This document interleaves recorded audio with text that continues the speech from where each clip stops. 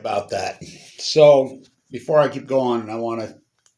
Gail Wilson died. It's a big story, oh boy. So Megan Rice to me.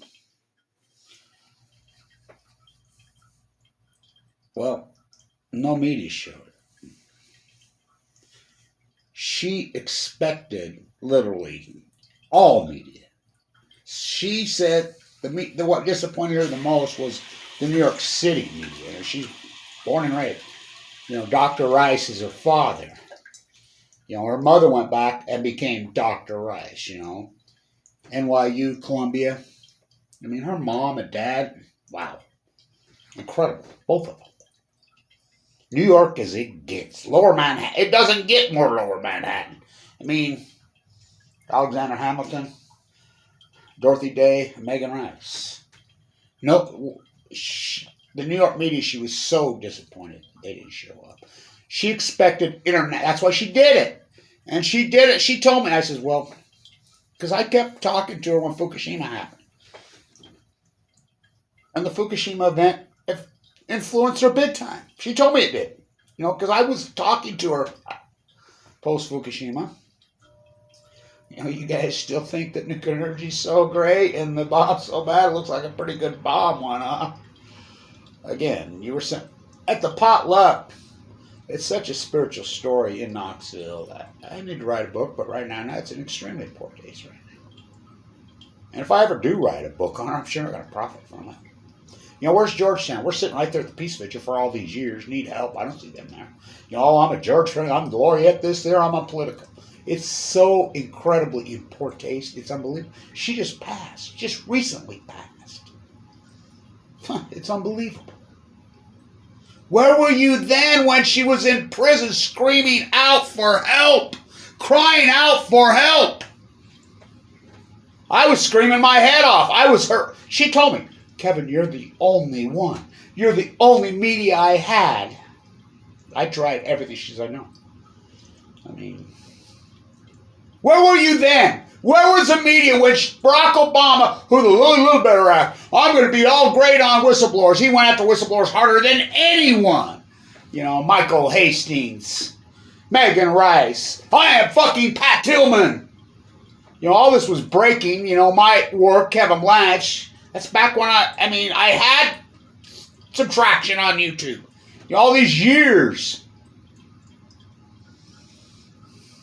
I laid down right in the freaking streets and about a test site with her lots of times. All these years of her activism. That was one incredible, bold act. You're talking those white crazy. Whoa. I couldn't believe that she actually did it, but I could believe that she actually did it. I mean, we're talking fucking Y12. Oh. I was like, oh, good. You're on. She said she had to wave her arms, everything. She was in there for so long. I mean, just exposed. We're spending all this money to protect it. It snowed at her sentencing. They called the freaking snow day.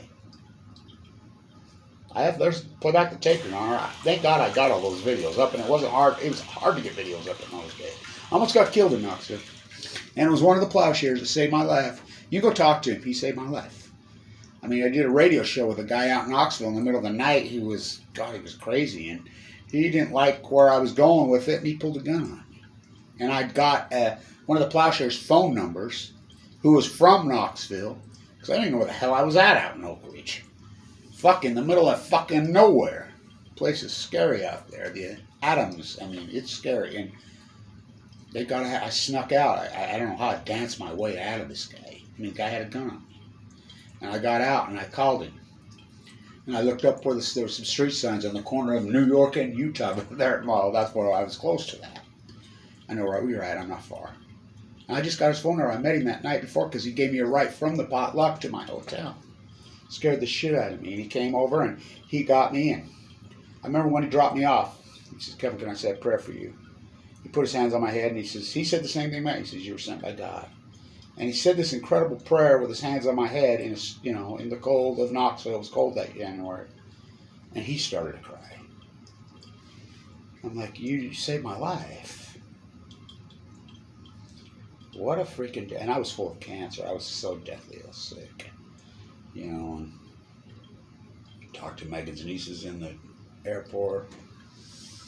They were disappointed. Megan Rice expected tremendous amount of freaking media. That's why she did it. And she didn't just skate through and prison was all easy for her.